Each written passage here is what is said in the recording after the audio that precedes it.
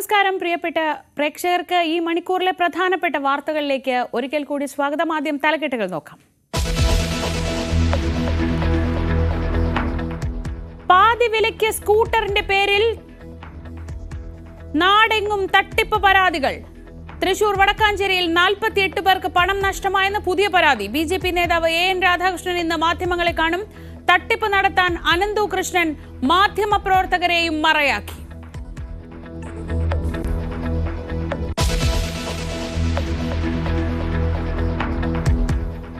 യാത്രാ ചുങ്കം പിരിവിലേക്ക് സർക്കാരിനെ നയിച്ചത് കിഫ്ബിയുടെ പരാജയം. വരുമാന സമാഹരണത്തിനുള്ള പദ്ധതികളെല്ലാം പാളി. കെ ഫോണും ഇൻഡസ്ട്രിയൽ പാർക്കും വെള്ളത്തിൽ വരച്ച വരയായി.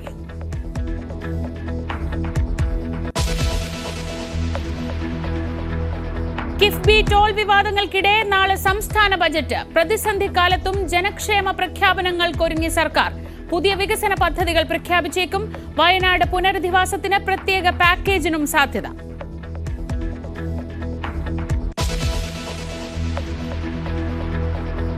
പോലീസിനെതിരായ പരാതികൾ തീരുന്നില്ല.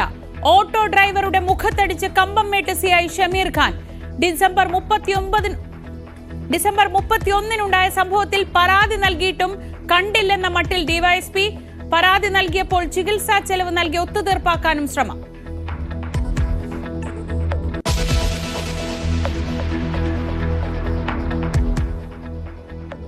വധശിക്ഷയ്ക്കെതിരെ ഷാരോൺ വധക്കേസിലെ പ്രതി ഗ്രീഷ്മ. ഹൈക്കോടതി അപ്പീൽ ഇന്ന് തന്നെ പരിഗണിച്ചേക്കും.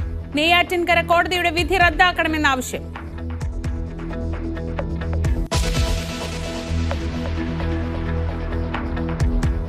മുക്കത്ത് ഹോട്ടൽ ജീവനക്കാരിയെ പീഡിപ്പിക്കാൻ ശ്രമിച്ച കേസിൽ അന്വേഷണം തുടരുന്നു. ലോഡ്ജ് ഉടമ ദേവദാസനുമായി ഇന്നും തെളിവെടുപ്പിന് സാധ്യത. അന്വേഷണത്തിൽ പാളിച്ച ഉണ്ടായിട്ടില്ലെന്ന് ആവർത്തിച്ച് പോലീസ്.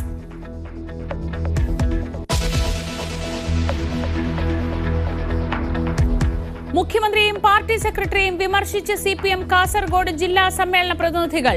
മുഖ്യമന്ത്രിയുടെ രീതികൾ ജനങ്ങളെ പാർട്ടിയിൽ നിന്നകറ്റി. സെക്രട്ടറി ആയപ്പോൾ MV ഗോവിന്ദന്റെ ചിരിമാഞ്ഞെന്നും പ്രതിനിധികൾ. PK ദിവാകരനെ ജില്ലാ കമ്മിറ്റിയിൽ നിന്ന് ഒഴിവാക്കിയതിൽ പ്രതിഷേധിച്ച വടകരയിൽ പ്രതിഷേധം പുകയുന്നു.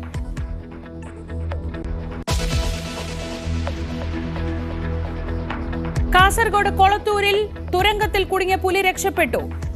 പുലി രക്ഷപ്പെട്ടത് മയക്ക് വെടിവെക്കുന്നതിനിടെ വെടിയേറ്റതായി വനം വകുപ്പ്.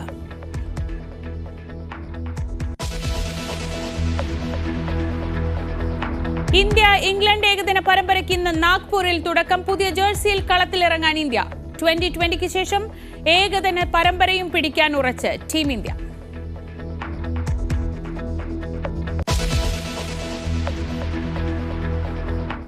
യാതൊരു പ്രകോപനവുമില്ലാതെ മുഖത്തടിച്ച സിഐക്കെതിരെ ഓട്ടോ ഡ്രൈവർ പരാതി നൽകിയിട്ടും നടപടിയെടുക്കാതെ ഡിവൈഎസ്പി. ഇടുക്കി കൂട്ടാർ സ്വദേശിയായ മുരളീധരനാണ് പരാതി നൽകിയത്. ഡിസംബർ 31-ന് ന്യൂ ഇയർ ആഘോഷത്തിനിടെയാണ് മുരളീധരന് നേരെ അതിക്രമമുണ്ടായത്. പരിക്കേറ്റ മുരളീധരന്റെ ആശുപത്രി ചെലവ് വഹിക്കാമെന്ന് ഉറപ്പു നൽകി പോലീസ് ഉദ്യോഗസ്ഥർ ഒത്തുതീർപ്പിന് ശ്രമിച്ചു. സിഐ മർദ്ദിക്കുന്നതിന്റെ ദൃശ്യങ്ങൾ പുറത്തുവന്നു.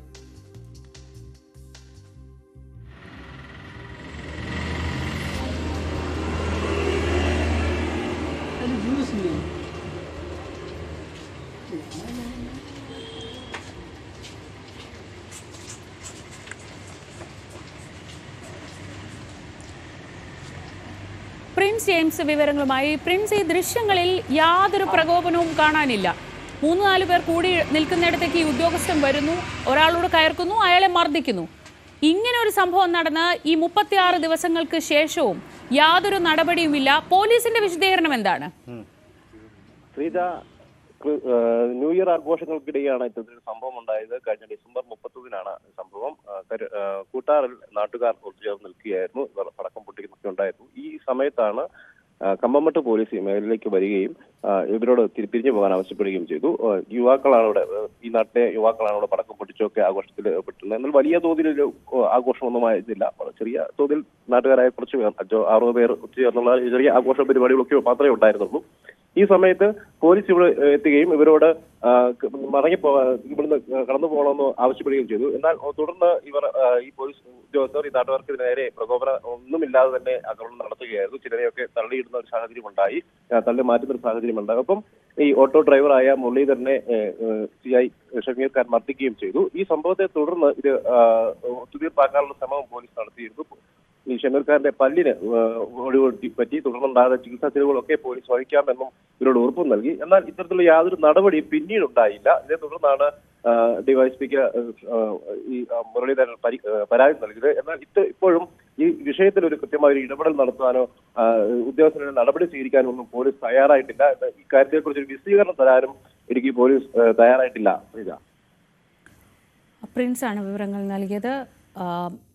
കൂട്ടാർ സ്വദേശിയായ മുരളീധരനാണ് ന്യൂ ഇയർ ആഘോഷത്തിനിടെ CIയുടെ കയ്യിൽ നിന്ന് അകാരണമായ മർദ്ദനം ഏറ്റത്. ഈ പ്രശ്നം സോൾവ് ചെയ്യാൻ പോലീസ് ശ്രമിച്ചു.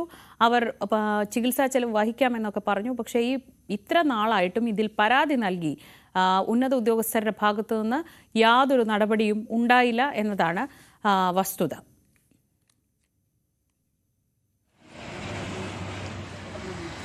ആ ദൃശ്യങ്ങൾ നമുക്ക് ഒന്നുകൂടി കാണാം.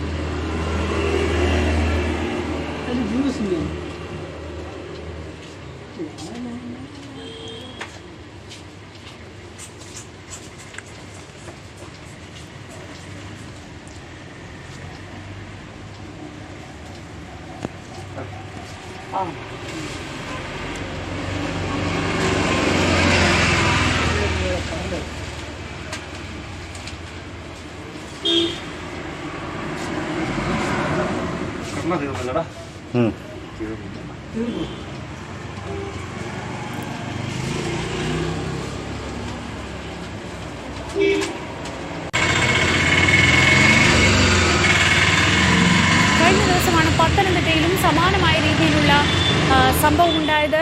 ഇന്നലെ പത്തനംതിട്ടയിലുണ്ടായത് വിവാഹ ചടങ്ങ് കഴിഞ്ഞ് വരികയായിരുന്ന ഒരു സംഘം ആളുകൾക്ക് നേരെ പോലീസ് യാതൊരു പ്രകോപനവും ഇല്ലാതെ ചെന്ന് മർദ്ദിക്കുകയായിരുന്നു. സ്ത്രീകൾ ഉൾപ്പെടെയുള്ള സംഘത്തിന് നേരെ ചെന്ന് മർദ്ദിച്ചു. അതിൽ സ്ത്രീക്കും ഭർത്താവിനും ബന്ധുവിനും പരിക്കേറ്റു.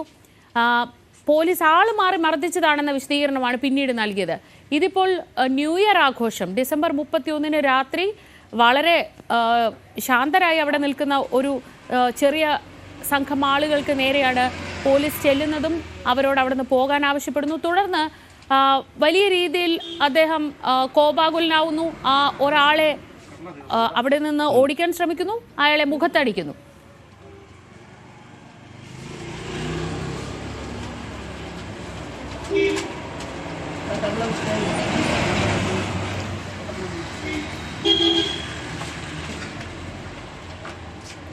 പ്രിൻസ്, ആ സ്ഥലത്ത് എന്തെങ്കിലും ഒരു പ്രശ്നം ഉണ്ടായിരുന്നോ? ഈ പോലീസ് അവിടെ വന്ന് ഇങ്ങനെ ഇവരെ അവിടെ നിന്ന് മാറ്റണമെങ്കിൽ ഏതെങ്കിലും രീതിയിലുള്ള പ്രശ്നങ്ങളോ ഈ ന്യൂ ഇയർ ആഘോഷവുമായി ബന്ധപ്പെട്ട് എന്തെങ്കിലും ഒരു വാക്തർക്കമോ അങ്ങനെ എന്തെങ്കിലും സാഹചര്യം അവിടെ ഉണ്ടായിരുന്നു? നമ്മൾ ഈ ദൃശ്യങ്ങളിൽ കാണുന്നതല്ലാതെ അതിനു മുൻപ് അവിടെ എന്തെങ്കിലും നടന്നിട്ടുണ്ടോ?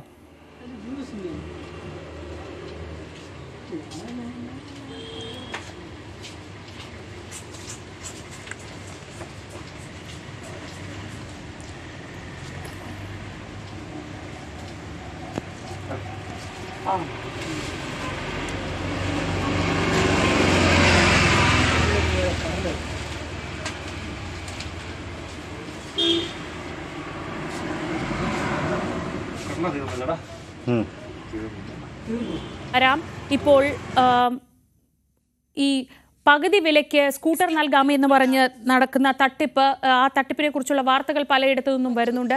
ഈ വടക്കാഞ്ചേരിയിലെ കൗൺസിലറായ ബുഷ്ര സംസാരിക്കുന്നു. ഇത് നല്ല രീതിയിൽ പ്രവർത്തിക്കുന്ന ഒരു രജിസ്ട്രേഷനോട് കൂടി പ്രവർത്തിക്കുന്ന ഒരു ട്രസ്റ്റ് ആണ് എന്ന് മനസ്സിലാക്കിയതുകൊണ്ടാണ് ഞങ്ങൾക്ക് ഇങ്ങനൊരു ഞങ്ങളെ വഞ്ചിക്കപ്പെട്ടേക്കാണ് അനന്തകൃഷ്ണൻ എന്ന് പറഞ്ഞ ആള്.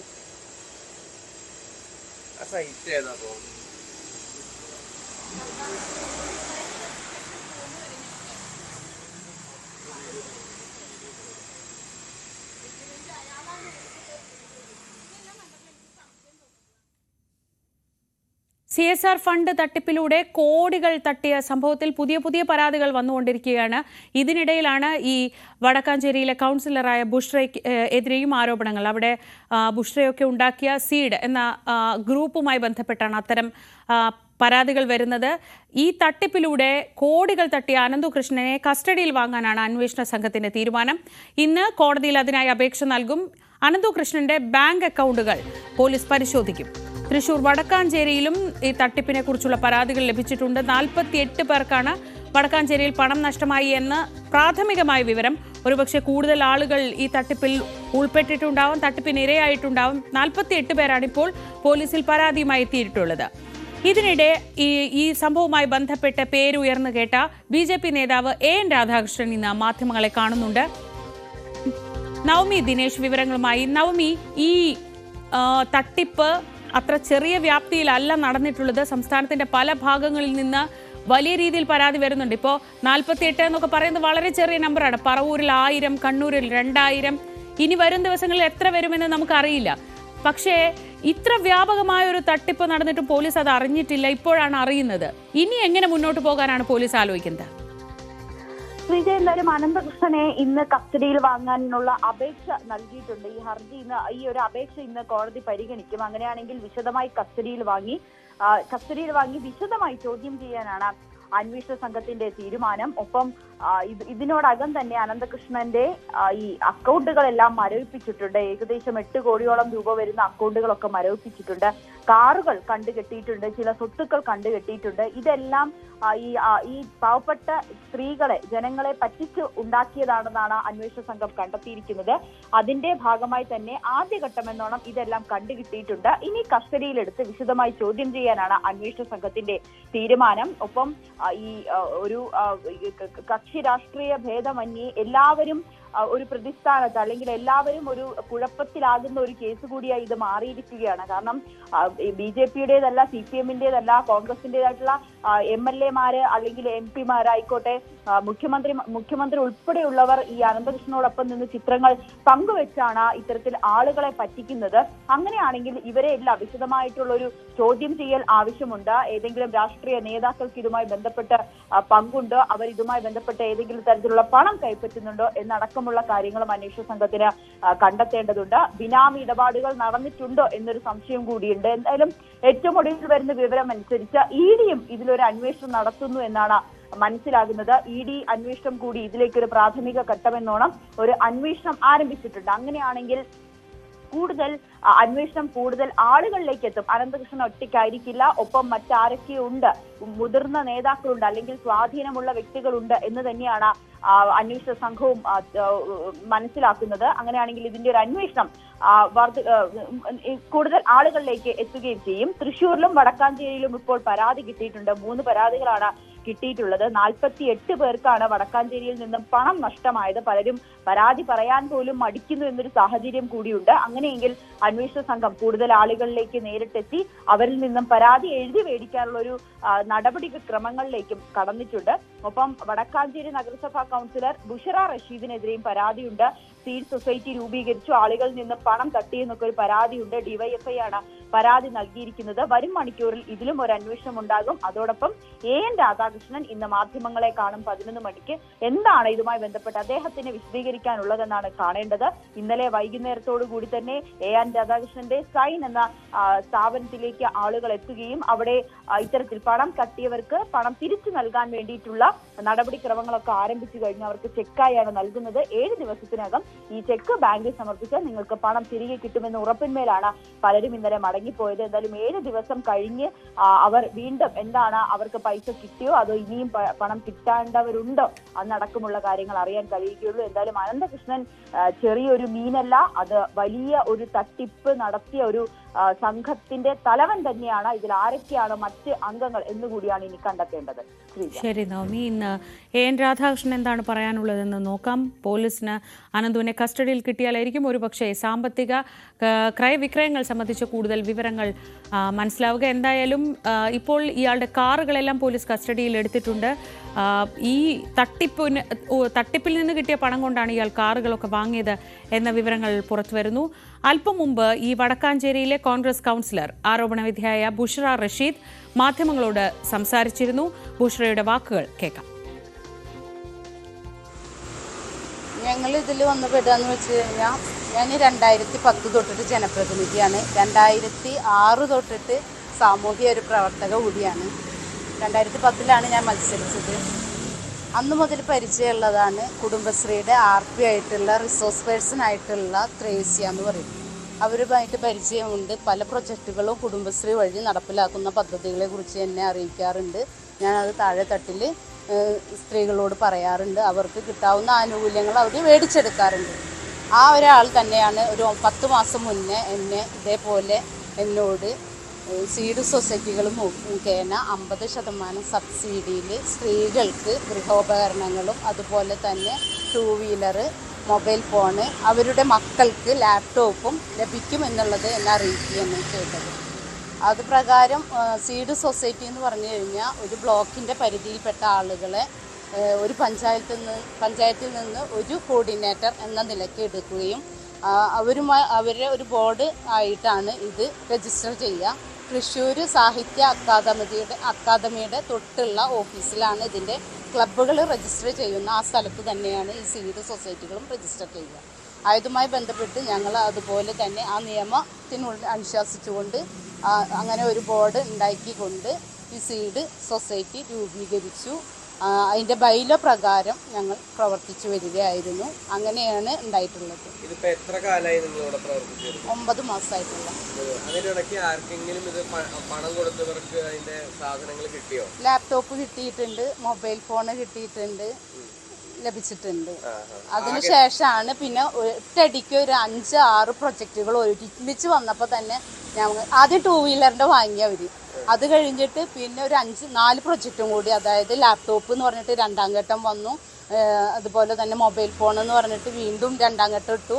പിന്നെ വാട്ടർ ടാങ്ക് എന്ന് പറഞ്ഞിട്ട് ഇട്ടു. അതുകൂടാതെ വീടിൻ്റെ മെയിൻ്റനൻസിനായിട്ട്, അതായത് ഡ്രസ്സ് മേയാൻ അങ്ങനെയുള്ള ആവശ്യങ്ങൾക്കായിട്ട് റിപ്പയർ ചെയ്യുന്നതിനായിട്ട് 50,000 രൂപ വെച്ചിട്ട് ഇടണം എന്ന് പറഞ്ഞു. അപ്പോൾ അതൊന്നും ഞങ്ങൾ എടുത്തിട്ടില്ല. വടക്കാഞ്ചേരി ക്ലസ്റ്റർ അതൊന്നും എടുത്തില്ല. നേരെ മറിച്ച് 2 വീലറിൻ്റെ അടച്ചതിന് ശേഷമാണ് ഇങ്ങനെ ഒറ്റയടിക്ക് പ്രൊജക്റ്റ് കണ്ടപ്പോൾ എനിക്ക് സംശയം തോന്നിയപ്പോൾ ഞാൻ ഒരു പ്രൊജക്റ്റും ഏറ്റെടുത്തിട്ടില്ല. എൻ്റെ ക്ലസ്റ്ററിൽ ഒരാൾക്കും ഞാൻ കൊടുത്തിട്ടില്ല. ആരോ എവിടുന്ന് പറഞ്ഞിട്ട് ഒരാൾ ഹോം അപ്ലയൻസിന് വേണ്ടിയിട്ട് പൈസ അടച്ചിട്ടുണ്ടായിരുന്നു.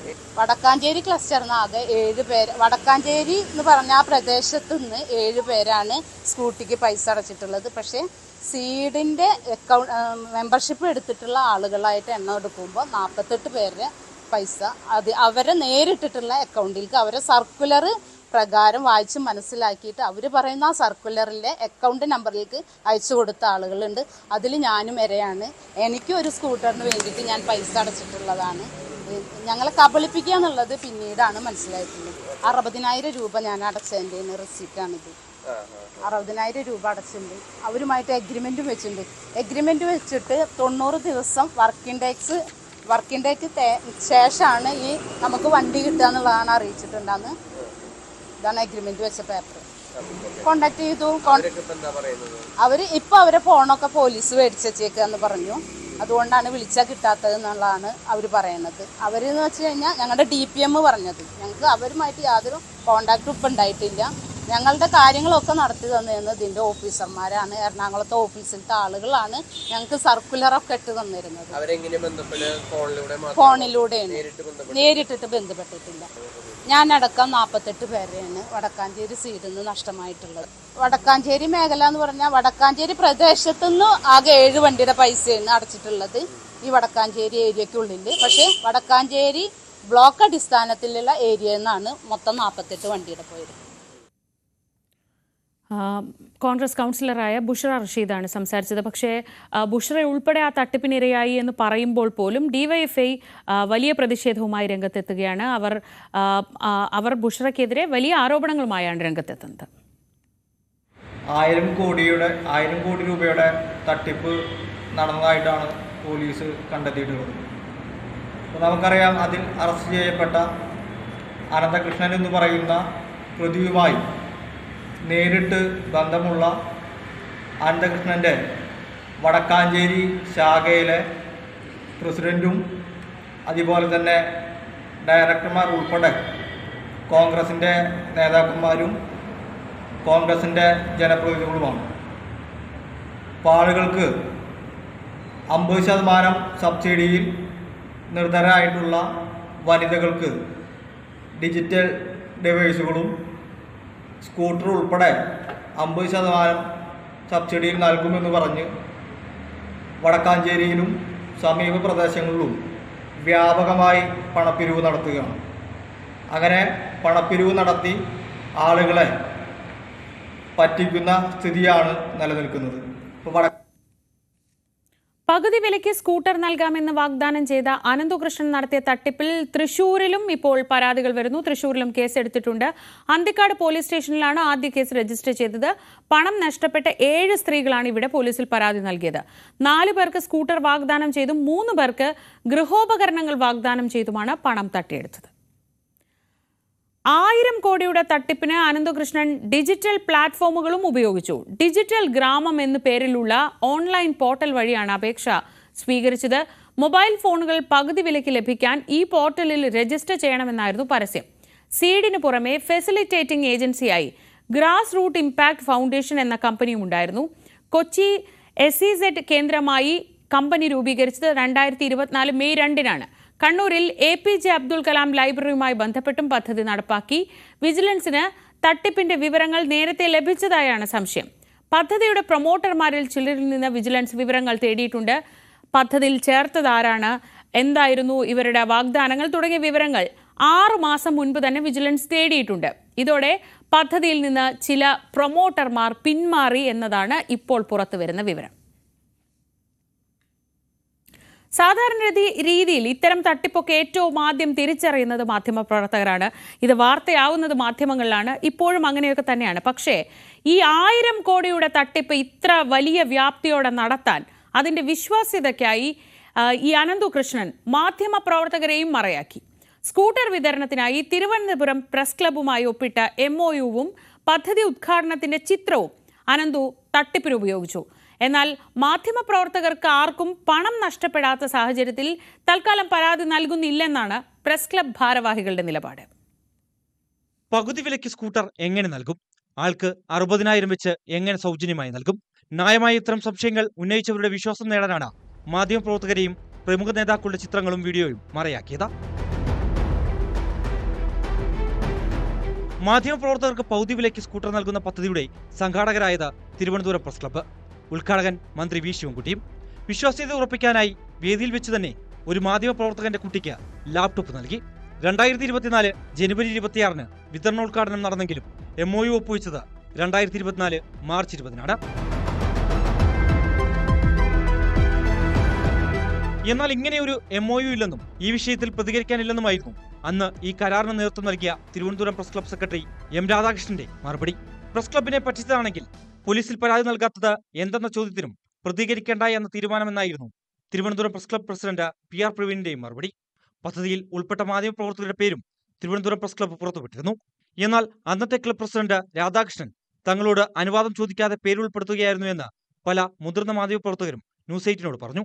പ്രമുഖ മാധ്യമ സ്ഥാപനങ്ങളിലെ ഈ മാധ്യമപ്രവർത്തകരുടെ പേരടങ്ങുന്ന പട്ടികയും അനന്തകൃഷ്ണൻ 1000 കോടിയുടെ തട്ടിപ്പിന്റെ വിശ്വാസ്യതയ്ക്കായി ഉപയോഗിച്ചു. മാധ്യമപ്രവർത്തകർക്ക് സ്കൂട്ടർ നൽകുക വഴി കൂടുതൽ പേരിലേക്ക് തട്ടിപ്പ് വ്യാപിപ്പിക്കാനായിരുന്നു അനന്തകൃഷ്ണനും സംഘവും ലക്ഷ്യമിട്ടത്. ഇതിന്റെ ഭാഗമായി കേരളത്തിലെ മറ്റ് 13 പ്രസ് ക്ലബ്ബും ഉൾപ്പെടുന്ന കേരള പത്രപ്രവർത്തക യൂണിയനെ പദ്ധതിയുമായി സമീപിച്ചെങ്കിലും തട്ടിപ്പ് സാധ്യത തിരിച്ചറിഞ്ഞ് യൂണിയൻ ഒഴിവാക്കുകയായിരുന്നു. ന്യൂസ് 18 തിരുവനന്തപുരം. മറ്റു വാർത്തകളിലേക്ക് വരാം ഇടവേളയ്ക്ക് ശേഷം.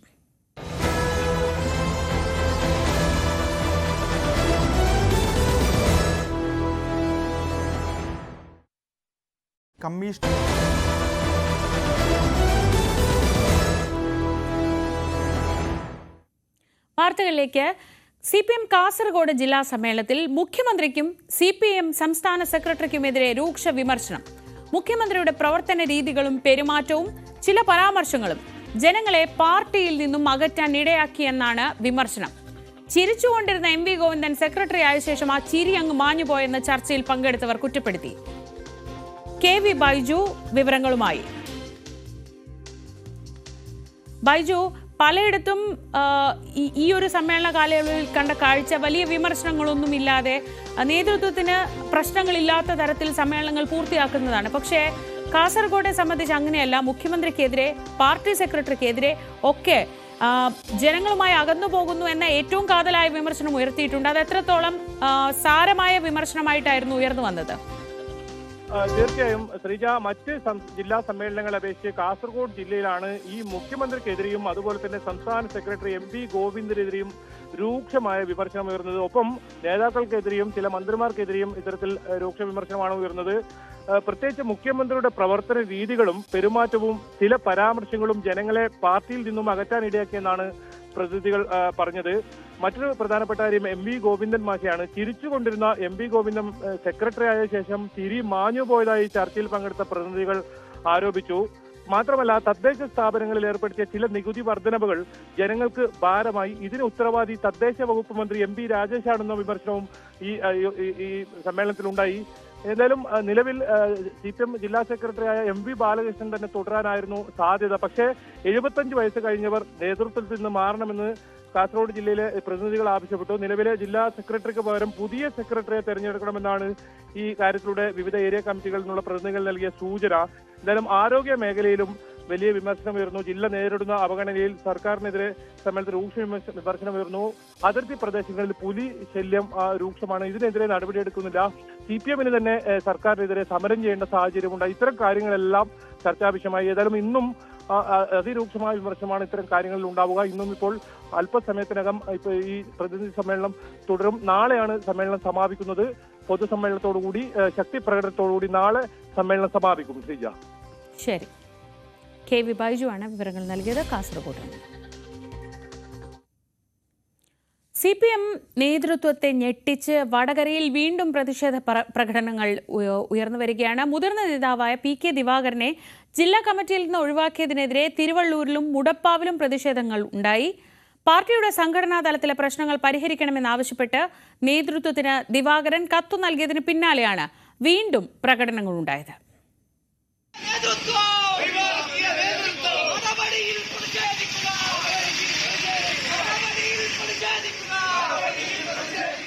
വടകര മേഖലയിൽ പാർട്ടിക്കുള്ളിൽ നടക്കുന്ന വിഭാഗീയ പ്രവർത്തനങ്ങളുടെ ഉത്തരവാദി എന്ന നിലയിലാണ് ജില്ലാ കമ്മിറ്റി അംഗമായിരുന്ന PK ദിവാകരനെ വെട്ടിനിർത്തിയത്. ഏരിയ സമ്മേളനത്തിൽ നടന്ന മത്സരവും ലോക്സഭാ നിയമസഭാ തെരഞ്ഞെടുപ്പുകളിൽ ദിവാകരൻ ഉൾപ്പെടുന്ന മേഖലകളിൽ പാർട്ടി വോട്ടുകളിൽ ഉണ്ടാക്കിയ ചർച്ചയും ഒഴിവാക്കലിന് കാരണമായി. ഇത്തവണ മാത്രം ഏരിയ കമ്മിറ്റിയിലെത്തിയ വടകര നഗരസഭാ ചെയർപേഴ്സൺ PK ബിന്ദുവിനെ ജില്ലാ കമ്മിറ്റിയിൽ ഉൾപ്പെടുത്തുകയും ചെയ്തു. സമൂഹ മാധ്യമങ്ങളിൽ സജീവമായ പാർട്ടി വിമർശനങ്ങൾ പിന്നീട് പരസ്യ പ്രതിഷേധമായി മാറുകയായിരുന്നു. ആദ്യം മണിയൂരിൽ നടന്ന പ്രതിഷേധങ്ങളെ പാർട്ടി തള്ളി. പിന്നാലെയാണ് മുടപ്പിലാവിലും തിരുവള്ളൂരിലും പ്രവർത്തകർ തെരുവിലിറങ്ങിയത്. രണ്ടിടത്തുമായി 40ഓളം പേർ മുദ്രാവാക്യം വിളികളുമായി പ്രകടനം നടത്തി. പ്രതിഷേധങ്ങളിൽ പങ്കെടുത്തവരിൽ ഏറിയ പങ്കും CPM അനുഭാവികളാണ്. അനുഭാവികളുടെ പ്രതിഷേധം കണക്കിലെടുത്ത് നേതൃത്വം തീരുമാനം തിരുത്തുമെന്നാണ് പ്രതിഷേധങ്ങളെ പിന്തുണയ്ക്കുന്ന നേതാക്കളുടെ പ്രതീക്ഷ. പ്രതിഷേധത്തെ തുടർന്ന് കുറ്റ്യാടിയിലെ സ്ഥാനാർത്ഥിയെ മാറ്റിയ ചരിത്രമാണ് വിമതർ ചൂണ്ടിക്കാട്ടുന്നത്. തിരുത്തലുണ്ടായില്ലെങ്കിൽ പ്രവർത്തനങ്ങളിൽ നിന്നും വിട്ടുനിൽക്കാനുള്ള ആലോചനകളും നടത്തുന്നുണ്ട്. സംഘടനാ തലത്തിലെ പ്രശ്നങ്ങൾ പരിഹരിക്കണമെന്നാവശ്യപ്പെട്ട് ജില്ലാ കമ്മിറ്റിയിൽ നിന്നും ഒഴിവാക്കപ്പെട്ട PK ദിവാകരൻ ജില്ലാ നേതൃത്വത്തിന് കത്ത് നൽകിയിരുന്നു. എന്നാൽ ജില്ലാ സെക്രട്ടറിയുടെ സാന്നിധ്യത്തിൽ വടകരയിൽ നടന്ന ഏരിയ കമ്മിറ്റി യോഗം ഇക്കാര്യത്തിൽ കാര്യമായ തീരുമാനങ്ങളിലേക്ക് കടന്നില്ല. പ്രതിഷേധങ്ങൾ കണക്കിലെടുത്ത് ജില്ലാ കമ്മിറ്റിയുടെ ഘടനയിൽ മാറ്റം വരുത്തേണ്ടതില്ലെന്നുമാണ് തീരുമാനം. ന്യൂസ് 18 കോഴിക്കോട്. അടുത്ത മുഖ്യമന്ത്രി രമേശ് ചെന്നിത്തലയാവട്ടെ എന്ന ആശംസ നേർന്ന സ്വാഗത പ്രസംഗകന് കുറിക്കുകൊള്ളുന്ന മറുപടിയുമായി മുഖ്യമന്ത്രി പിണറായി വിജയൻ. തിരുവനന്തപുരം ടാഗോർ ഹാളിൽ നടന്ന രവി പിള്ളയെ ആദരിക്കുന്ന രവിപ്രഭ എന്ന ചടങ്ങിലാണ് വേദിയിലും സദസ്സിലും ഒരേപോലെ ചിരി പടർത്തിയ പ്രതികരണങ്ങൾ ഉണ്ടായത്. ഒരിക്കലും അവഗണിക്കാനാകാത്ത വലിയ ശക്തി രമേശ് ചെന്നിത്തല അവർ. അടുത്ത മുഖ്യമന്ത്രിയായിട്ട് അദ്ദേഹം വരട്ടെ എന്ന് ഞാൻ ആശംസിക്കുകയാണ്. വി.ഡി. സതീശൻ സാറ് പോയോ? മുഖ്യമന്ത്രിയെ വേദിയിൽ ഇരുത്തിക്കൊണ്ടായിരുന്നു രമേശ് ചെന്നിത്തലയ്ക്കുള്ള സ്വാഗത പ്രസംഗകന്റെ ഈ ആശംസ. ഇതോടെ സദസ്സിൽ കയ്യടി ഉയർന്നു. വേദിയിൽ ഇരുന്ന അതിഥികളുടെ മുഖത്തും ചിരി പടർന്നു. പിന്നാലെ സദസ്സിനെ അഭിസംബോധന ചെയ്ത മുഖ്യമന്ത്രി സ്വാഗത പ്രസംഗകന് നൽകിയ മറുപടി ഇങ്ങനെ: ശ്രീ രവിപിള്ളിയെ കുറിച്ച് പറയുന്നതിന് മുൻപ് നമ്മുടെ സ്വാഗത പ്രാസംഗിനെ കുറിച്ചൊരു വാചകം പറഞ്ഞില്ലെങ്കിൽ അതൊരു മോശമായി തീരുമെന്ന് എനിക്ക് തോന്നുന്നു.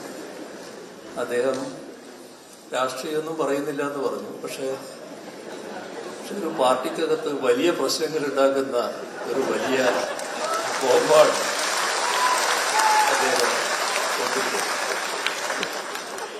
ഞാൻ ആ പാർട്ടിക്കാരനല്ല, നിങ്ങൾക്ക് എല്ലാവർക്കും അറിയാമല്ലോ. എന്നാലും അങ്ങനെ ഒരു കടുംചതി ചെയ്യാൻ പാടില്ലായിരുന്നു എന്നാണ് എനിക്ക് അദ്ദേഹത്തോട് സ്നേഹപൂർവ്വം നിർദ്ദേശിക്കാറുള്ളത്. പത്മശ്രീ രവിപിള്ളയെ ആദരിക്കാൻ സംസ്ഥാന സർക്കാരിന്റെ നേതൃത്വത്തിൽ സംഘടിപ്പിച്ച രവിപ്രഭ പരിപാടിയിലാണ് സംഭവം. സ്വാഗത പ്രസംഗത്തിനെത്തിയ സംഘാടക സമിതി ജനറൽ കൺവീനർ ജി രാജ്മോഹനായിരുന്നു രമേശ് ചെന്നിത്തലയ്ക്ക് അടുത്ത മുഖ്യമന്ത്രിയാകാനുള്ള ഭാഗ്യമുണ്ടാകട്ടെ എന്ന് പരാമർശിച്ചത്. ഒപ്പം സദസ്സിലേക്ക് നോക്കി വി.ഡി. സതീശൻ സാർ എവിടെ എന്നൊരു ചോദ്യവും. Goa governor P.S. ശ്രീധരൻപിള്ള, നടൻ മോഹൻലാൽ, മറ്റ് ജനപ്രതിനിധികൾ തുടങ്ങി നിരവധി പ്രമുഖർ ചടങ്ങിൽ പങ്കെടുത്തു. ന്യൂസ് 18 തിരുവനന്തപുരം. കെ രാധാകൃഷ്ണൻ MP-യുടെ അമ്മ ചിന്ന അന്തരിച്ചു. 84 വയസ്സായിരുന്നു. ജീവിതത്തിൽ എന്നും താങ്ങും തണലുമായിരുന്ന അമ്മ വിട പറഞ്ഞു എന്ന കുറിപ്പോടെ കെ രാധാകൃഷ്ണൻ അമ്മയോടൊപ്പമുള്ള ചിത്രം സോഷ്യൽ മീഡിയയിൽ പങ്കുവച്ചു. വാർദ്ധക്യ സഹജമായ അസുഖങ്ങളെ തുടർന്ന് തൃശൂർ മെഡിക്കൽ കോളേജിൽ ചികിത്സയിലായിരുന്നു. ഇന്നലെ രാത്രി 12:30യോടെയായിരുന്നു അന്ത്യം. പരേതനായ വടക്കേ വളപ്പിൽ കൊച്ചുണ്ണിയാണ് ഭർത്താവ്. രതി, രമണി, രമ, രജനി, രവി, പരേതനായ രാജൻ, രമേശ് എന്നിവരാണ് മക്കൾ. ADM നവീൻ ബാബുവിന്റെ മരണത്തിൽ CBI അന്വേഷണം ആവശ്യപ്പെട്ട് നൽകിയ അപ്പീൽ ഹൈക്കോടതി ഡിവിഷൻ ബെഞ്ച് ഇന്ന് പരിഗണിക്കും. CBI അന്വേഷണം വേണ്ടെന്ന ഹൈക്കോടതി സിംഗിൾ ബെഞ്ച് വിധിക്കെതിരെ നവീൻ ബാബുവിന്റെ ഭാര്യ മഞ്ജുഷ നൽകിയ അപ്പീലാണ് ഡിവിഷൻ ബെഞ്ചിന്റെ പരിഗണനയ്ക്ക് വരുന്നത്. ജസ്റ്റിസുമാരായ PB സുരേഷ് കുമാർ, ജോബിൻ സെബാസ്റ്റ്യൻ എന്നിവർ ഉൾപ്പെട്ട ബെഞ്ചാണ് അപ്പീൽ പരിഗണിക്കുന്നത്. അപ്പീലിൽ സംസ്ഥാന സർക്കാരും CBIയും നിലപാട് അറിയിച്ചേക്കും. വസ്തുതകൾ പരിഗണിക്കാതെയാണ് സിംഗിൾ ബെഞ്ച് വിധിയെന്നാണ് നവീൻ ബാബുവിന്റെ കുടുംബത്തിന്റെ പ്രധാന വാദം. ഹൈക്കോടതി സിംഗിൾ ബെഞ്ചിന്റെ വിധിയിൽ പിഴവുകളുണ്ട്. സംസ്ഥാന പോലീസ് നടത്തുന്ന അന്വേഷണത്തിൽ വിശ്വാസ്യതയില്ല എന്നാണ് കുടുംബത്തിന്റെ വാദം.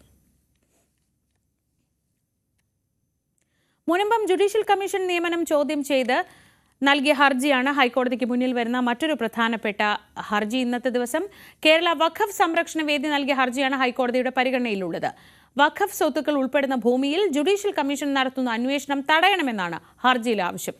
ജസ്റ്റിസ് ബെച്ചു കുര്യൻ തോമസ് അധ്യക്ഷനായ സിംഗിൾ ബെഞ്ചാണ് ഹർജി പരിഗണിക്കുന്നത്. ഹർജിയിൽ ഹൈക്കോടതി ഇന്ന് സർക്കാരിന്റെ വാദം കേൾക്കും. ഗുരുവായൂർ ദേവസ്വത്തിന്റെ സാമ്പത്തിക ഇടപാടുകളിൽ വൻ ക്രമക്കേടുണ്ടെന്ന സംസ്ഥാന ഓഡിറ്റ് വിഭാഗത്തിന്റെ റിപ്പോർട്ടിൽ ഹൈക്കോടതി വിശദീകരണം തേടി. 2 ആഴ്ചയ്ക്കുള്ളിൽ വിശദീകരണം നൽകാനാണ് ഗുരുവായൂർ ദേവസ്വത്തിന് നൽകിയിട്ടുള്ള നിർദ്ദേശം. സ്വർണം, വെള്ളി ലോക്കറ്റ് വിൽപ്പനയിലൂടെ ലഭിച്ച തുകയിൽ 27 ലക്ഷം രൂപയുടെ കുറവ് കണ്ടെത്തിയതായി ഓഡിറ്റ് വിഭാഗം സമർപ്പിച്ച സത്യവാങ്മൂലത്തിൽ വ്യക്തമാക്കിയിട്ടുണ്ട്. 2019 മുതൽ 22 വരെയുള്ള കാലയളവിലാണ് തിരിമറി. ബാങ്ക് നൽകുന്ന ക്രെഡിറ്റ് സ്ലിപ്പും അക്കൗണ്ടിലെത്തിയ തുകയും തമ്മിലാണ് 27 ലക്ഷത്തിലധികം രൂപയുടെ വ്യത്യാസം. CCTV സ്ഥാപിച്ച വകയിൽ കരാറുകാരന് തുക നൽകിയതിലും നഷ്ടം സംഭവിച്ചു. നഷ്ടം വരുത്തിയ തുക ഉദ്യോഗസ്ഥരിൽ നിന്ന് ഈടാക്കണമെന്ന് ആവശ്യപ്പെട്ടിരുന്നുവെന്നും ഓഡിറ്റ് വിഭാഗം കഴിഞ്ഞ വർഷം മെയ്യിൽ സമർപ്പിച്ച സത്യവാങ്മൂലത്തിൽ വ്യക്തമാക്കിയിട്ടുണ്ട്.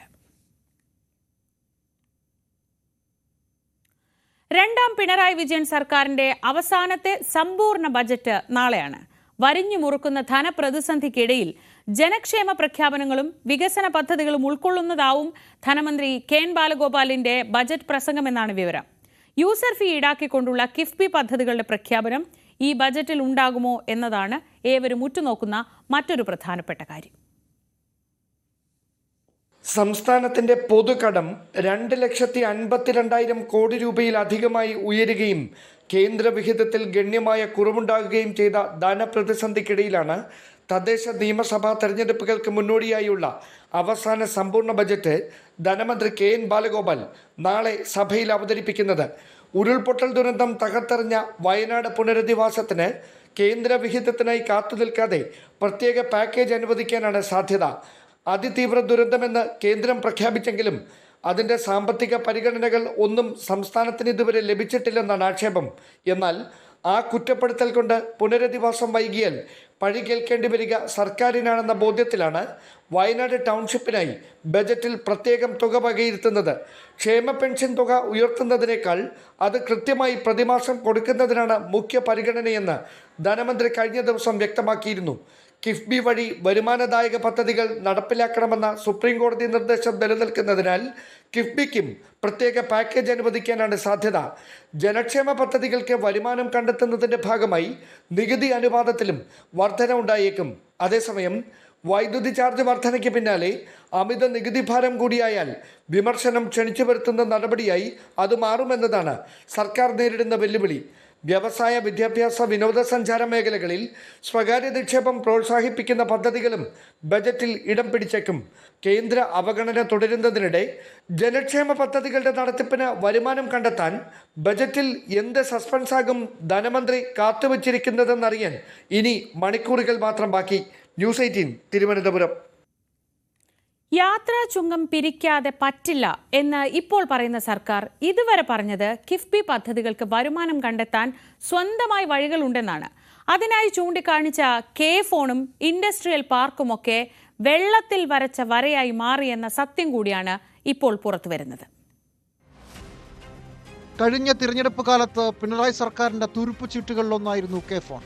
കേരളം മുഴുവൻ മികച്ച ഇന്റർനെറ്റ്, പാവപ്പെട്ടവർക്ക് ഇന്റർനെറ്റ് സൗജന്യം, വൻകിട കമ്പനികളുടെ കുത്തക അങ്ങനെ തകരും. സ്വപ്ന പദ്ധതിക്കായി കിഫ്ബിയിൽ നിന്ന് അങ്ങനെ 1059 കോടി രൂപയുടെ വായ്പ അനുവദിച്ചു. എല്ലാ വർഷവും 100 കോടി വെച്ച് 13 വർഷം കൊണ്ട് തിരിച്ചടയ്ക്കണം. പക്ഷേ വരുമാനം കാര്യമായിട്ടൊന്നും ഇനിയും ആയിട്ടില്ല. അതുകൊണ്ട് ഇതുവരെ തിരിച്ചടവ് തുടങ്ങിയിട്ടുമില്ല. ഇന്നുവരെ കുടിശ്ശിക 126 കോടി. അടുത്തത് ഇൻഡസ്ട്രിയൽ പാർക്കുകൾ. പുതുതായി ഒന്നും തുടങ്ങിയിട്ടില്ല. അതുകൊണ്ടുകൂടി കിട്ടിയ തുക 0. ചുരുക്കത്തിൽ സ്വന്തമായി വരവൊന്നുമായിട്ടില്ല. ആകെ ആശ്രയം സർക്കാരിൽ നിന്ന് കിട്ടുന്ന ഇന്ധന സെസ്സും റോഡ് ടാക്സിന്റെ പകുതിയുമാണ്. കഴിഞ്ഞ വർഷം ഇത് 3230 കോടിയായിരുന്നു. ഇതേ വർഷം പുതുതായി കടമെടുത്ത തുക 5804 കോടിയോളം രൂപ. ഇതുവരെയുള്ള കിഫ്ബിയുടെ കഥയെ നമുക്കിങ്ങനെ ചുരുക്കി പറയാം. 67,000 കോടിയിലധികം ചിലവ് വരുന്ന 1140 പദ്ധതികൾ. അതിനായി ഇതുവരെ 33,000 കോടി ചിലവിട്ടു. അനുവദിച്ച പദ്ധതികളിൽ 99% ഉടനെയെങ്ങും വരുമാനം തരാത്തവ. ഇതിനൊക്കെയുള്ള പണം കണ്ടെത്താനുള്ള വഴിയായി ആലോചിച്ചു വെച്ചിരുന്നത് പ്രത്യേകം കടമെടുപ്പായിരുന്നു. അതുകൊണ്ടാണ് കിഫ്ബി റോഡുകൾക്ക് ടോൾ ഏർപ്പെടുത്തുമോ എന്ന ചോദ്യത്തിന് അങ്ങനെ ഒരു പ്രശ്നമേ ഇല്ലെന്ന് ഒന്നാം പിണറായി സർക്കാരിന്റെ കാലത്ത് ധനമന്ത്രി തോമസ് ഐസക് ധൈര്യമായി നിയമസഭയിൽ പറഞ്ഞത്.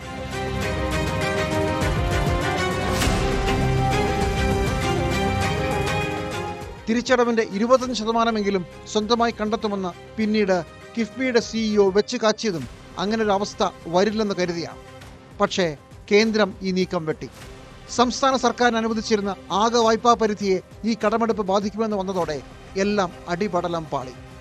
ഇപ്പോൾ സർക്കാരിന് പ്രവർത്തിക്കാനുള്ള കടമെടുക്കണമെങ്കിൽ പോലും അതിനെ കിഫ്ബിയുടെ കടമെടുപ്പ് തടസ്സപ്പെടുത്തുകയാണ്. ഇടത് സർക്കാരിന് മുന്നിൽ ഇനി 2 വഴികളേ ഉള്ളൂ. ഒന്നുകിൽ കിഫ്ബി പൂട്ടിക്കെട്ടുക, അല്ലെങ്കിൽ കിഫ്ബി പദ്ധതികൾക്ക് വേണ്ടിയുള്ള ശതകോടികൾ വേറെ കണ്ടെത്തുക. റോഡുകൾക്കുള്ള ടോൾ ഇതിനുള്ള ആദ്യ കാൽവെപ്പാണ്. വേറെയും പിരിവുകൾ വരാനിരിക്കുന്നു എന്ന് വേണം ഊഹിക്കാൻ. Jimmy James, news 18. Kasaragod Kolathur Madanthakode തുരങ്കത്തിൽ ഇന്നലെ രാത്രി കുടുങ്ങിയ പുലി രക്ഷപ്പെട്ടു. മയക്കുവെടി വെക്കുന്നതിനിടെ പുലി രക്ഷപ്പെട്ടു എന്നാണ് വനംവകുപ്പ് ഉദ്യോഗസ്ഥർ പറയുന്നത്. അതേസമയം ജനവാസ കേന്ദ്രത്തിൽ ഇറങ്ങിയ പുലിയെ പിടികൂടാനാവാത്തതിൽ കടുത്ത ആശങ്കയിലാണ് പ്രദേശവാസികൾ. KV ബൈജുവിന്റെ റിപ്പോർട്ട് കാണാം. കൊളത്തൂർ വില്ലേജിലെ മടന്തക്കോട് എന്ന് പറയുന്ന സ്ഥലത്ത് ഇന്നലെ 6:30 കൂടിയാണ് ഇത്തരത്തിൽ പുലിയെ ഈ തുരങ്കത്തിനകത്ത് കുടുങ്ങിയ നിലയിൽ കണ്ടെത്തിയത്. നമുക്ക് ആ ദൃശ്യങ്ങളിൽ നിന്ന് തന്നെ കാണാം. വളരെ ചെറിയൊരു തുരങ്കമാണ്. ഇതിനകത്താണ് പുലി മണിക്കൂറുകളോളം കുടുങ്ങിയ നിലയിൽ കണ്ടെത്തിയത്. ഏതായാലും വനം വകുപ്പ് ഉദ്യോഗസ്ഥരെത്തി ഈ പുലിയെ കൂട്ടിലേക്ക് മാറ്റാനുള്ള ശ്രമം നടന്നെങ്കിലും അത് വിഫലമായി. പുലി ഇവിടെ നിന്നും രക്ഷപ്പെടുന്ന സാഹചര്യമാണ് ഉണ്ടായത്. നമുക്ക് ആ ദൃശ്യങ്ങളിൽ തന്നെ കാണാം. വളരെ ചെറിയൊരു തുരങ്കമാണ്. ഈ തുരങ്കത്തിനകത്താണ് ഈ പുലി കുടുങ്ങിയ നിലയിൽ കണ്ടെത്തിയത്. ഇതിനകത്ത് പന്നിക്ക് മറ്റോ വെച്ച കെണി, ആ കെണിയിൽ ഈ പുലിയുടെ കാല് കുടുങ്ങിയാണ് ഇതിനകത്ത് പെട്ടുപോയതെന്നാണ് മനസ്സിലാക്കാൻ സാധിക്കുന്നത്. ഏതായാലും വനംവകുപ്പ് ഉദ്യോഗസ്ഥർ മയക്കുവെടി വെക്കാനുള്ള ശ്രമം നടത്തിയെങ്കിലും അത് പുലിയെ പിടികൂടാൻ സാധിച്ചില്ല. പുലർച്ചെ 3 മണിയോടുകൂടിയാണ് ഇത്തരത്തിൽ വനംവകുപ്പ് ഉദ്യോഗസ്ഥരെത്തി ഈ മയക്കുവെടി വെക്കാനുള്ള ശ്രമം ഉണ്ടായത്. എന്തായാലും പുലി രക്ഷപ്പെടുന്ന സാഹചര്യമാണ് ഉണ്ടായത്. എന്തായാലും വലിയ ആശങ്കയിലാണ് ഇവിടുത്തെ ആളുകളുള്ളത്. നമുക്ക് ഇവിടുത്തെ ആളുകളോട് തന്നെ ചോദിക്കാം എന്താണ് നിലവിലെ ഒരു അവസ്ഥ എന്ന്. ഏതായാലും പ്രദേശവാസി തന്നെ നമ്മോടൊപ്പം ചേരുന്നുണ്ട്. എന്താണ് ഈ ജനവാസ മേഖലയാണോ, ഇവിടെ എന്താണ് ഈ പുലി ഇറങ്ങുന്ന ഒരു സാഹചര്യം തന്നെയാണുള്ളത്? ഇത് ഗ്രാമപ്രദേശമാണ്, വലിയ പട്ടണമൊന്നും അല്ലെങ്കിലും. പക്ഷേ ആളുകൾ, കുട്ടികളൊക്കെ സ്കൂളിൽ പോകുന്നത്, അതുപോലെ തന്നെ രാവിലെ ട്യൂഷന് പോകുന്നത് സാധാരണ തൊഴിലാളികളുടെ പ്രദേശമാണ്. റബ്ബർ വെട്ടാൻ തൊഴിലാളികളൊക്കെ പോകുന്നുണ്ട്. അപ്പോൾ അവരെല്ലാം ഒരു മാസക്കാലമായി ഇത് ആശങ്കയിലാഴ്ത്തിയിട്ടുള്ളത്. അപ്പോൾ അതിൻ്റെ ഇടയിലാണ് ഇന്നലെ രാത്രി ഇങ്ങനെ പുലി ഇവിടെ കുടുങ്ങിയിട്ടുണ്ടെന്നുള്ള രീതിയിലുള്ള റിപ്പോർട്ട് വരികയും അതിൻ്റെ ഭാഗമായി ആവശ്യമായ ഇടപെടലെല്ലാം നടത്തി. നമ്മളൊക്കെ ഒരു മാസക്കാലമായിട്ട് പല ആൾക്കാർ നമ്മളെല്ലാം വിളിക്കുന്നുണ്ട്. അപ്പോൾ അതിൻ്റെ ഭാഗമായി ഒരു 3-4 തവണ ഞാൻ തന്നെ ഡിപ്പാർട്ട്മെൻറ്റായിട്ട് ബന്ധപ്പെട്ടിട്ട് ആൾക്കാരോടെല്ലാം ഇങ്ങനെ പറയുന്നുണ്ട്. അപ്പോൾ അവർ വന്നു, അതേ വിളിച്ചാൽ ഉടനെ അവർ വരുന്നുണ്ട്. വന്ന് സ്ഥലം സന്ദർശിച്ച് കൺഫേം ചെയ്ത സ്ഥിതി ഉണ്ടായിട്ടുണ്ട്. ക്യാമറകൾ വെച്ചിട്ടുണ്ട്. കരക്കിഴക്കൻ പ്രദേശം തൊട്ടടുത്തുണ്ട്. അവിടെ പട്ടിയുടെ തലയൊക്കെ കണ്ടതിൻ്റെ എല്ലാം ഭാഗമായിട്ട് 4 തല ഒരു ദിവസം ഒരു ചെങ്കൽ ക്വാറിൻ്റെ അടുത്ത് കണ്ടതുകൊണ്ട് അവർ വന്നു, അത് സ്ഥിരീകരിച്ചു. അപ്പോൾ പുലിയുണ്ട്. പിന്നെ റബ്ബർ വെട്ടാറ് ഒരുപാട് പേര് കണ്ടു. ഇപ്പോൾ പ്രദേശത്ത് ആരും നേരം വെളുക്കാതെ റബ്ബറിൻ്റെ ഭാഗത്തേക്കേ പോകുന്നില്ല. തൊഴിലാളികളൊക്കെ പണി ഇളക്കിപ്പോയവരൊക്കെ ഉണ്ട്. അതിൻ്റെ ഇടക്കാന്ന് പോയി നമ്മളെ ഈ ആയങ്കടവ് റോഡ് വക്കിൽ 2 പുലീനെ ഒരുമിച്ച് കണ്ടു എന്ന് പറഞ്ഞു. മണിയറംകുത്തി എന്ന് പറഞ്ഞ സ്ഥലത്ത്. അവിടെ പോയി നമ്മൾ നോക്കി. പിറ്റേ ദിവസം രാവിലെ 8 മണിക്ക് ചെന്ന് ആ പ്രദേശം നോക്കിയപ്പോൾ അവിടെ ഒരു ചെങ്കൽ ക്വാറി, നേരത്തെ ചെങ്കൽ പണം നടത്തിക്കൊണ്ടുണ്ടായതാണ്. ആ സ്ഥലത്ത് നല്ല കാൽപ്പാട് കണ്ടു. ഡിപ്പാർട്ട്മെൻറ്റിനെ അറിയിച്ചു. അവർ വന്നു. 2 പുലിയുടെ സാന്നിധ്യം അവിടെ ഉണ്ടെന്ന് അവർ പറഞ്ഞു. എല്ലാവരും നല്ലപോലെ ജാഗ്രത കാണിക്കണം. 6 മണിക്ക് മുമ്പ് വീടുകളിലേക്ക് കുട്ടികൾ എല്ലാം കയറാനുള്ള ഇത് വേണം. മറ്റു ആൾക്കാരൊന്നും വെളിയിൽ പോകരുതെന്നുള്ള നിർദ്ദേശം തന്നു. അതിൻ്റെ എല്ലാം ഭാഗമായിട്ടാണ് ഇപ്പോൾ നല്ലൊരു പ്രതീക്ഷയോടെയാണ് ഇന്നലത്തെ ഈ സംഭവം പുലി കുടുങ്ങി എന്നില്ലേ ഇത് വന്നത്. പക്ഷേ ഇന്ന് രാവിലെ വനപാലകരുടെ നേതൃത്വത്തിലുള്ള എല്ലാ സംഘവും വന്നു. രാവിലെ ഒരു 5 മണിക്ക് ശേഷം കൈകാര്യം ചെയ്യുന്ന ഇത് പിടിക്കാൻ ആവശ്യമായ ഇടപെടൽ നടത്താമെന്ന് ഇന്നലെ രാത്രി നമ്മുടെ അടുത്ത് പറഞ്ഞത്. പിന്നെ ഇപ്പോഴും ഒരു ആശങ്ക തന്നെയാണുള്ളത്. തീർച്ചയായിട്ടും ഇന്നലെ തടിച്ചുകൂടിയ ആൾക്കാരുണ്ടല്ലോ, 2-3000-ഓളം ആൾക്കാരുണ്ട്. അപ്പോൾ ആൾക്കാർ കൂടുതൽ ഉണ്ടാവരുത് എന്നുള്ളൊരു നിർദ്ദേശത്തിൻ്റെ ഭാഗമായിട്ടായിരിക്കും അവർ നിയമപരമായ രീതിയിലുള്ള ഒരു ഇടപെടലാണ് ഇന്ന് അതിരാവിലെ ഇവർ ഈ പുലിയെ ക്യാച്ച് ചെയ്യാൻ ആവശ്യമായ ഇടപെടൽ നടത്തിയത്. എന്തായാലും ആഴ്ചകളായി ഈ പ്രദേശത്ത് പുലി ശല്യമുണ്ട്. കൂടുതൽ പുലി ഈ ഭാഗത്ത് ഇറങ്ങിയിട്ടുണ്ടെന്ന് തന്നെയാണ് നാട്ടുകാർ പറയുന്നത്. അതുകൊണ്ട് തന്നെ വലിയ ആശങ്കയിലാണ്. സമീപത്തായ സ്കൂളുകൾ ഉൾപ്പെടെ ഉണ്ട്. കുട്ടികളൊക്കെ സ്കൂളിൽ പോകാനും ഭയപ്പെടുന്ന ഒരു സാഹചര്യമുണ്ട്. ഈ പുലിയെ ഉടനെ പിടികൂടണമെന്ന ആവശ്യമാണ് ഇപ്പോൾ ഉയർന്നത്. കാസർഗോഡ് ജില്ലയിലെ നിരവധി സ്ഥലങ്ങളിൽ, പാണത്തൂർ ഉൾപ്പെടെയുള്ള പ്രദേശങ്ങളിൽ ഇത്തരത്തിൽ വന്യമൃഗ ശല്യം വലിയ രൂക്ഷമായുണ്ട്. ആന, അതുപോലെ തന്നെ ഇത്തരത്തിലുള്ള വന്യമൃഗങ്ങളാണ് ഇവിടെ ബുദ്ധിമുട്ടിക്കുന്നതെങ്കിൽ ഇവിടെ പുലി ശല്യമാണ് ഉള്ളത്. 3ഓളം പുലികൾ ഉണ്ട് ഈ പ്രദേശത്തെന്നാണ് പറഞ്ഞത്. ഏതായാലും കൃഷ്ണൻ എന്ന് പറയുന്ന അവരുടെ ഒരു സ്ഥലമാണിത്. അവരുടെ മകളാണ് ഇത്തരത്തിൽ മോട്ടറിന്റെ സ്വിച്ച് ഇടാൻ പോകുമ്പോൾ ഈ പുലിയെ കണ്ടത്. എന്നാലും അത്ഭുതകരമായി അവർ രക്ഷപ്പെട്ടു എന്ന് പറയേണ്ടി വരും. എന്നാലും ഈ പുലിയെ ഉടനെ പിടികൂടണമെന്ന ആവശ്യമാണ് ഉയരുന്നത്. കെ.വി. ബൈജു, ന്യൂസ് 18, കാസർഗോഡ്. കെ.വി. ബൈജു ആണ് വിശദമായ റിപ്പോർട്ട് നൽകിയത്.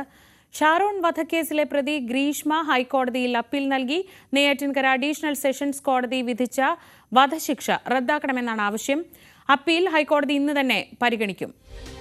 നവമി ദിനേശ് വിവരങ്ങളുമായി. നവമി, ഇപ്പോൾ ഈ കേസിൽ വധശിക്ഷ റദ്ദാക്കണമെന്ന് ആവശ്യപ്പെട്ടുകൊണ്ടാണ് കോടതിയെ സമീപിക്കുന്നത്. വളരെ പെട്ടെന്ന് തന്നെ കോടതി ഹർജി പരിഗണിക്കുന്നുണ്ടോ?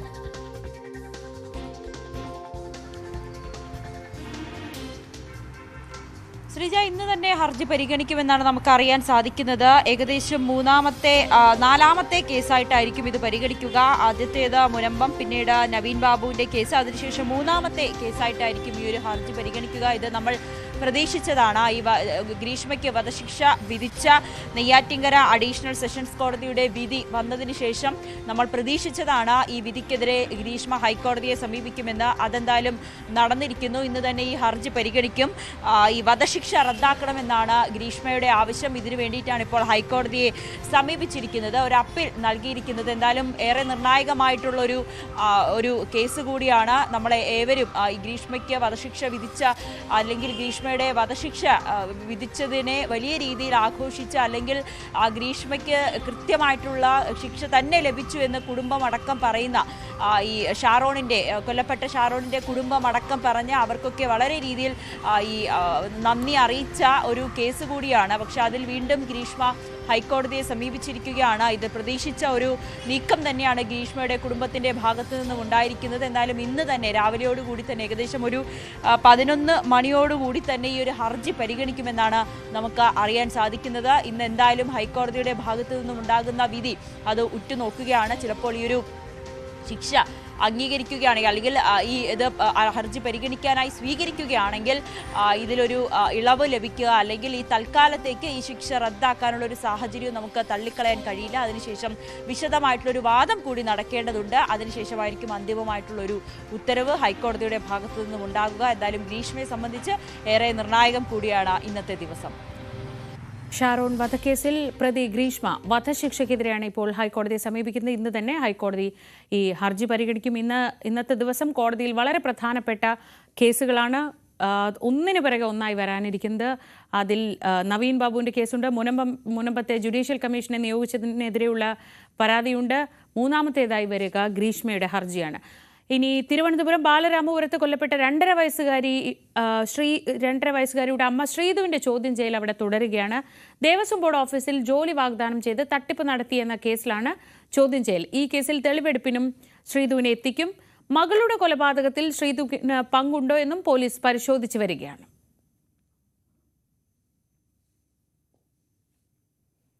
കഠിനംകുളത്ത് വീട്ടമ്മയെ കൊലപ്പെടുത്തിയ കേസിൽ പ്രതി ജോൺസൺ ഔസേപ്പിന്റെ തെളിവെടുപ്പ് പൂർത്തിയായി. കൊലപാതകം നടന്ന വീട്ടിലെത്തിച്ച് പ്രതിയെ കൊണ്ടുവന്ന് തെളിവെടുപ്പ് നടത്തി 5 ദിവസത്തെ കസ്റ്റഡി കാലാവധി ഇന്ന് പൂർത്തിയാവും. പ്രതിയുടെ നാടായ കൊല്ലത്തുൾപ്പെടെ തെളിവെടുപ്പ് നേരത്തെ തന്നെ പൂർത്തിയായിരുന്നു. ഇൻസ്റ്റഗ്രാമിലൂടെ പരിചയപ്പെട്ട് കൂടെ താമസിക്കാൻ ചെല്ലാൻ തയ്യാറാകാതിരുന്നതിനെ തുടർന്നാണ് വീട്ടമ്മയായ ആതിരയെ പ്രതി കഴുത്തറുത്ത് കൊലപ്പെടുത്തിയത്. മറ്റു വാർത്തകൾ ഇടവേളയ്ക്ക് ശേഷം.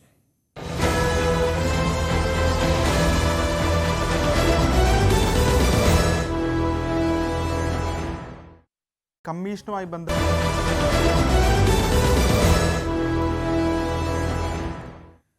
സംസ്ഥാനത്ത് ബ്രൂവറി വിഷയം വലിയ വിവാദങ്ങൾ സൃഷ്ടിക്കുമ്പോൾ 7 വർഷങ്ങൾക്ക് മുൻപ് അടച്ചുപൂട്ടിയ ആലപ്പുഴ ചേർത്തലയിലെ മദ്യനിർമ്മാണശാല വീണ്ടും ചർച്ചകളിലേക്ക് എത്തുകയാണ്. ഉൽപാദന ചെലവ് കൂടുതലാണെന്ന് ചൂണ്ടിക്കാണിച്ച് 2015 മുതലാണ് സ്ഥാപനം ഘട്ടം ഘട്ടമായി പൂട്ടിയത്. അന്ന് സംസ്ഥാനത്ത് ഉപയോഗിച്ച മദ്യത്തിന്റെ 50% ഉൽപ്പാദിപ്പിച്ചത് ചേർത്തല വാരനാട്ടുള്ള മക്ഡോവൽ കമ്പനിയിലായിരുന്നു. 1959 അന്നത്തെ എക്സൈസ് മന്ത്രി KR ഗൗരിയമ്മയാണ് ഈ മദ്യനിർമ്മാണശാലയ്ക്ക് തറക്കല്ലിട്ടത്. രാജ്യത്തെ പ്രധാന മദ്യവ്യവസായി വിത്തൻ മില്ലയുടേതായിരുന്നു സ്ഥാപനം. പിന്നീട് മകൻ വിജയമല്യ ഏറ്റെടുത്തു. വിജയിയാണ് സ്ഥാപനം ബ്രിട്ടീഷ് കമ്പനിക്ക് കൈമാറുന്നത്. പ്രതിമാസം 3 ലക്ഷം മുതൽ 5 ലക്ഷം വരെ കേസ് മദ്യവും 1.5 ലക്ഷം കേസ് ബിയറും ഇവിടെ ഉൽപ്പാദിപ്പിച്ചിരുന്നു. ഉൽപാദന ചെലവ് ഉയർന്നതും തൊഴിലാളി പ്രശ്നങ്ങളും അവസാന ഉടമയായ ഡിയാജിയോ കമ്പനിയുടെ പ്രവർത്തനം നിർത്തിവെക്കാൻ കാരണമായി. ഉൽപാദനം നിലച്ചെങ്കിലും 99 വർഷത്തേക്ക് പാട്ടത്തിന് നൽകിയ ഭൂമി തിരിച്ചെടുക്കാൻ കഴിയാത്തതിനാൽ മറ്റൊന്നും ഇവിടെ നടക്കുന്നില്ല. 1000-ലധികം പേർക്ക് നേരിട്ടും 500 പേർക്ക് പരോക്ഷമായും കമ്പനിയിൽ നിന്ന് തൊഴിൽ ലഭിച്ചിരുന്നു. വാരനാട് എന്നൊരു പ്രദേശത്തെ, കണ്ണൂർക്ക് പഞ്ചായത്തിലെ വാരനാട് എന്ന പ്രദേശത്തെ വലിയൊരു വരുമാന സ്രോതസ്സായിരുന്നു ഈ നാട്ടിലെ ജനങ്ങൾക്ക് ഈ കമ്പനി എന്ന് പറയുന്നത്. കാര്യം അത്രയധികം ജനങ്ങളെ സ്വാധീനിച്ചൊരു കമ്പനിയായിരുന്നത്. കാര്യം ഇവിടെ വലിയ തരത്തിൽ തൊഴിലാളികൾക്ക് ജോലി ചെയ്യാൻ കഴിഞ്ഞിരുന്നു. ഈ കമ്പനിയെ സംബന്ധിച്ച് പറഞ്ഞാൽ സർക്കാർ വക പാട്ടഭൂമിയിൽ പ്രവർത്തിക്കുന്ന കമ്പനിയാണ്. 18 ഏക്കറോളം സർക്കാർ പാട്ടഭൂമിയിൽ പ്രവർത്തിക്കുന്ന കമ്പനി മദ്യവ്യവസായം തുടങ്ങുന്നതിന് വേണ്ടി മാത്രം അനുവദിച്ചൊരു സ്ഥലമാണ്. ഇത് മദ്യവ്യവസായം നടത്തിയില്ലെങ്കിൽ ഈ കമ്പനി ഈ സ്ഥലം സർക്കാർ തിരിച്ചു നൽകണം എന്നൊരു പാട്ടക്കട വ്യവസ്ഥ കൂടിയുണ്ട്. സ്ഥിരം ജീവനക്കാരെയെല്ലാം ആനുകൂല്യങ്ങൾ നൽകിയാണ് പിരിച്ചുവിട്ടത്. ഇപ്പോൾ 18 ഏക്കറും കാട് കയറി കിടക്കുകയാണ്. കെട്ടിടങ്ങൾ തകർന്നു തുടങ്ങി. പുറത്ത് പ്രവർത്തിച്ചിരുന്ന അനുബന്ധ സ്ഥാപനങ്ങളും പൂട്ടി. വേലപ്പള്ളി എന്ന് പറയുന്ന സ്ഥലത്ത് വരികയാണെങ്കിൽ അവിടെ ജലത്തിന് ബുദ്ധിമുട്ടുള്ള വിവരം നമുക്ക് എല്ലാവർക്കും അറിയാവുന്ന കാര്യമാണ്. ഇവിടെ ആ ഒരു ബുദ്ധിമുട്ടില്ല. അതോടൊപ്പം തന്നെ മാലിന്യം വരുന്നത് ഇവിടെ സ്റ്റോർ ചെയ്യാൻ അതിനകത്ത് തന്നെ കൂറ്റൻ ടാങ്കുകൾ ഇവിടെ തന്നെ ഉണ്ട്. അങ്ങനെയുള്ള സൗകര്യങ്ങളെല്ലാം ഉണ്ട്. അത്യാവശ്യത്തിന് ജോലിക്കാരെയൊക്കെ കിട്ടാനുള്ള സൗകര്യം ഇവിടെയുണ്ട്. അതുകൊണ്ട് ഇവിടെ തുടങ്ങുന്നതായിരിക്കും എല്ലാം കൊണ്ടും നല്ലതെന്ന് എനിക്ക് തോന്നി വരുന്ന കമ്പനികൾക്ക്. കാര്യം ബിൽഡിംഗ് ഉണ്ടാക്കുന്നതിനും ജലം കിട്ടുന്നതിനും പവർ മാത്രം പുനഃസ്ഥാപിച്ചാൽ മതി. വേറെ എല്ലാ റോഡുകളും എല്ലാ ഓഫീസും എല്ലാ സൗകര്യങ്ങളുണ്ട്. സ്ഥലം ഒഴിയാൻ സർക്കാർ നോട്ടീസ് നൽകിയെങ്കിലും കമ്പനി തടസ്സവാദം ഉയർത്തിയതോടെ നിയമ നടപടികളിലേക്ക് കടന്നിരിക്കുകയാണ്. ഇവിടെ സർക്കാർ ഇടപെട്ട് മദ്യനിർമ്മാണം തുടങ്ങണമെന്നാണ് കഴിഞ്ഞ ദിവസം BDJS ആവശ്യപ്പെട്ടത്. വെള്ളത്തിന്റെ പ്രതിസന്ധി ഇല്ലാത്തതും അടിസ്ഥാന സൗകര്യങ്ങളുള്ളതും ഗുണകരമാകുമെന്നാണ് അവരുടെ വാദം. കോടികൾ മുടക്കിയ മദ്യനിർമ്മാണശാല പൂട്ടിക്കിടക്കുമ്പോഴാണ് പാലക്കാട് പുത്തൻ ഫാക്ടറിയുടെ കൂടിയാലോചനകൾ നടക്കുന്നതെന്നതാണ് ശ്രദ്ധേയം. ന്യൂസ് 18 ആലപ്പുഴ. ക്രിസ്തുമസ് പരീക്ഷാ ചോദ്യപേപ്പർ ചോർച്ചയിൽ MS സൊല്യൂഷൻസ് ഉടമ ഷുഹൈബിനെ പ്രതിക്കൂട്ടിലാക്കി ജീവനക്കാരായ അധ്യാപകരുടെ മൊഴി. ഷുഹൈബാണ് ഈ വിവാദ ചോദ്യപേപ്പർ വീഡിയോ ചിത്രീകരണത്തിനായി കൊണ്ടുവന്നതെന്ന് അധ്യാപകർ ക്രൈംബ്രാഞ്ചിന് മൊഴി നൽകി. ചോദ്യപേപ്പർ ചോർച്ചയുമായി ബന്ധപ്പെട്ട് ചോദ്യം ചെയ്യലിന് ഹാജരാകാൻ നോട്ടീസ് നൽകിയെങ്കിലും അന്വേഷണത്തോട് സഹകരിക്കാതെ ഒളിവിൽ പോയ ഫഹദ്, ജിഷ്ണു എന്നിവരെ താമസ സ്ഥലത്തു നിന്നുമാണ് ക്രൈംബ്രാഞ്ച് കസ്റ്റഡിയിലെടുത്തത്. അറസ്റ്റ് രേഖപ്പെടുത്തിയ ശേഷം നടത്തിയ ചോദ്യം ചെയ്യലിൽ ഇംഗ്ലീഷ്, കണക്ക് വിഷയങ്ങളുടെ ചോദ്യക്കടലാസുകൾ തങ്ങളാണ് യൂട്യൂബിൽ അവതരിപ്പിച്ചതെങ്കിലും ചോദ്യങ്ങളെക്കുറിച്ച് ധാരണയില്ലെന്നാണ് ആവർത്തിച്ചുള്ള ചോദ്യം ചെയ്യലിൽ ഇരുവരും വ്യക്തമാക്കുന്നത്. രാത്രിയോടെ സ്ഥാപനയുടമയായ മുഹമ്മദ് ഷുഹൈബ് എത്തിച്ച ചോദ്യങ്ങൾ അതേപടി അവതരിപ്പിക്കുകയാണ് ചെയ്തത്. ചോദ്യങ്ങളുടെ ഉറവിടത്തെക്കുറിച്ച് ഷുഹൈബിന് മാത്രമേ ധാരണയുള്ളൂവെന്നും ഇരുവരും മൊഴി നൽകി. 10ാം ക്ലാസ് ഇംഗ്ലീഷ് പരീക്ഷയുടെയും +1 കണക്ക് പരീക്ഷയുടെയും ചോദ്യങ്ങൾ മാറിയ പാറ്റേൺ അടക്കം അതേപടിയാണ് യൂട്യൂബ് ചാനലിൽ വന്നത്. വിദ്യാഭ്യാസ വകുപ്പിലെ ഉദ്യോഗസ്ഥരടക്കം സംശയമുനയിലാണ്. എന്നാൽ സ്ഥാപനയുടമയായ ഷുഹൈബിനെ ചോദ്യം ചെയ്താൽ മാത്രമേ ചോർച്ചയുടെ ഉറവിടം വെളിവാകൂ എന്നാണ് ക്രൈംബ്രാഞ്ച് പറയുന്നത്. ഹൈക്കോടതി ഷുഹൈബിന്റെ അറസ്റ്റ് തടഞ്ഞതിനാൽ അന്വേഷണം മുന്നോട്ടു പോകാനാവാത്ത അവസ്ഥയിലുമാണ്. അടുത്ത ബുധനാഴ്ച ഹർജി പരിഗണിക്കുമ്പോൾ കേസിന്റെ തൽസ്ഥിതി ഹൈക്കോടതിയെ ബോധിപ്പിച്ച് മുൻകൂർ ജാമ്യഹർജി തള്ളിക്കാനാവും ക്രൈംബ്രാഞ്ച് നീക്കം. ന്യൂസ് 18 കോഴിക്കോട്. കോഴിക്കോട് മെഡിക്കൽ കോളേജിലെ റാഗിംഗ് കേസിൽ 11 MBBS വിദ്യാർത്ഥികൾക്ക് സസ്പെൻഷൻ. പ്രിൻസിപ്പൽ നിയോഗിച്ച 5 അംഗ അന്വേഷണ സമിതിയുടെ റിപ്പോർട്ടിലാണ് നടപടി. കോളേജ് ഹോസ്റ്റലിൽ വെച്ച് ജൂനിയർ വിദ്യാർത്ഥികളെ റാഗ് ചെയ്തുവെന്നാണ് പരാതി. MS അനീഷ് കുമാർ വിവരങ്ങളുമായി. അനീഷ്, ഈ സംഭവം എപ്പോഴായിരുന്നു നടന്നത്? എന്താണ് ഈ റിപ്പോർട്ടിലെ വിവരങ്ങൾ?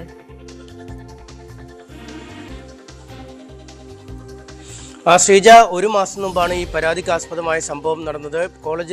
കോളേജിൽ പഠിക്കുന്ന, ഹോസ്റ്റലിൽ താമസിച്ച് കോളേജിൽ പഠിക്കുന്ന ജൂനിയർ വിദ്യാർത്ഥികളെ 2ാം വർഷ MBBS വിദ്യാർത്ഥികൾ റാഗിങ്ങിന് വിധേയമാക്കി എന്നാണ് പരാതിയിൽ പറയുന്നത്. മാനസികവും ശാരീരികവുമായി തങ്ങളെ പീഡനത്തിന് വിധേയമാക്കി എന്ന് പരാതിയിൽ ചൂണ്ടിക്കാട്ടുന്നു. ഈ പരാതി പ്രിൻസിപ്പലിനാണ് നൽകിയത്.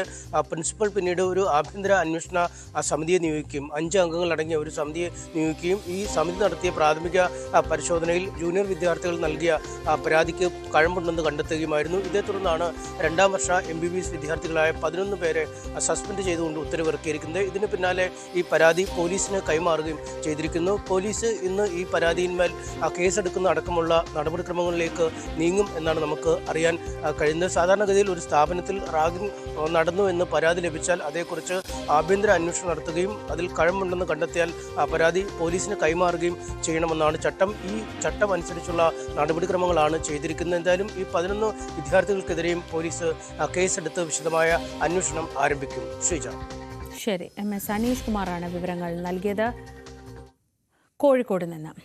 അപ്പോൾ ഈ ദിവസത്തെ തുടങ്ങാനുള്ള വാർത്തകളൊക്കെ ആയിക്കഴിഞ്ഞു. ഇനി ഈ വാർത്തകളൊക്കെ ചൂട് പിടിക്കുന്ന സമയമാണ്.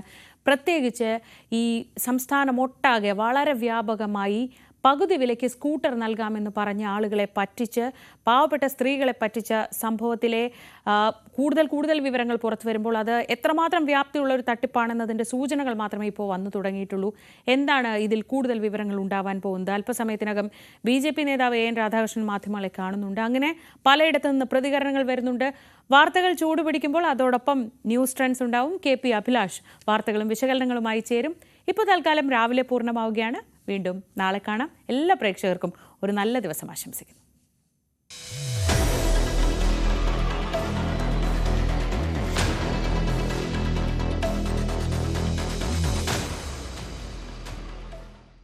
കമ്മീഷനുമായി ബന്ധപ്പെട്ട്